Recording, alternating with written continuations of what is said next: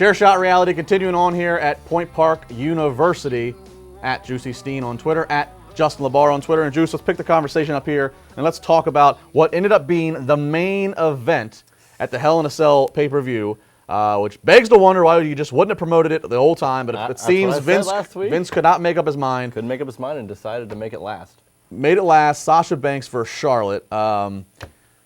It sucks because I'm forever going to remember how bad the finish was. Yeah, it was just out of nowhere and not in a good way. No. It was just it fell flat. The entrances were great, and they made it seem like it was a WrestleMania type thing, but they didn't promote it as last before the show. So that was my whole issue going into it. I thought the way the match played out was okay, and I thought that they really tried a lot of crazy spots, and apparently they were going to try a few more.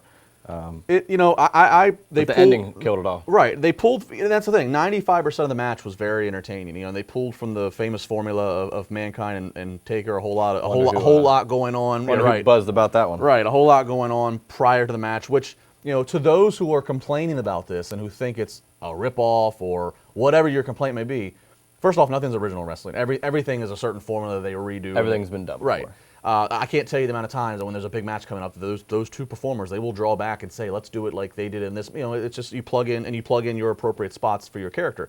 The great thing about the formula of all the shenanigans prior to the bell actually ringing is once that bell does ring and it looks like Sasha's been down and out, it makes everything matter more. It can make one toss into the cell mean and look that much better. But right, 95% of the match great, out of nowhere an ending, and it's coming. I think Meltzer is saying that Vince decided it's last minute to go to Charlotte. I know I've heard this, and a lot of people have heard this, that Vince might have some stigma feeling that Sasha's not durable, that she's injury prone. And it's weird how Sasha only wins the belt when it's on TV, and then Charlotte gets the one. She's been on fire on pay-per-view. I don't know. It is what it is. I'm curious. What does this mean for Sasha now? Because if Sasha's had 2 title wins already in a span of 3 months, and they've really meant nothing. There's nothing of value hasn't been in those title runs. It's almost like Roman Reigns' situation. Yeah, like what? But what does Sasha do? I mean, because now we're switching gears over to Bayley and Nia Jax being, obviously Bayley's already who she is. They gave some credibility boost to Nia Jax beating her. Charlotte's the champion.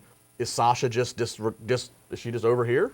I don't know, and it's weird because you have Survivor Series. It's gonna be so long before the next pay-per-view for Raw, which is going to be in Pittsburgh. Right. So I don't know what the next direction is going to be. Maybe there's a number one contenders. Maybe there's a title match on Raw in a couple weeks. There's a lot of time, and Sasha might just fall into obscurity. I think, and I know you and I have talked about this off air. I think that this is certainly the year, this January, if you're ever going to do a 20-woman Royal Rumble. You could do it. You could do it now. Definitely think you could actually do 30 because, quite frankly, you could use everybody you have between your 2 rosters. You could put a few NXT girls in there, and then you could even do what we've seen in the past. You pull a few indie girls for a one-night only appearance or to make some a surprise. legends ones. Or some legends. Yeah, right. Lita come in. Right. Exactly. So I think too far I think you could do the problem with having that's now 2 hours occupied by Rumble matches, but Rumble will probably be 4 freaking hours anyways. Exactly. Oh, it will be 4 hours. So I think you can do a Rumble match. That's something interesting to look forward to. I would agree with that, though.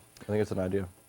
Bayley losing to Nia Jax, people got outraged. I look at this as Wrestling 101. You are going to love Bayley whether she wins or loses. Yep, that's the point. So Nia Jax needs credibility. Nia Jax has been beating our beloved Britt Baker. She's beating all these other unknown girls around the country that nobody cares about. So you need to give her credibility. She beats somebody you care about in Bayley. I'm fine with this. Bayley's someone that you're always going to love. And Bayley's going to get her time. Now, again, whenever Hell in a Cell happened, I knew that pretty much whoever won that Bayley-Dana Brooke match was going to get the next shot, probably, if Charlotte was going to win. So, be interesting to see. We got more to talk about. We still to come. We are going to talk about Josh got his NXT in 90. We're going to talk about the new Cruiserweight show. And Eisenberg and I will finish the weekend off in a debate of all debates about the man, the myth, the legend, James Ellsworth.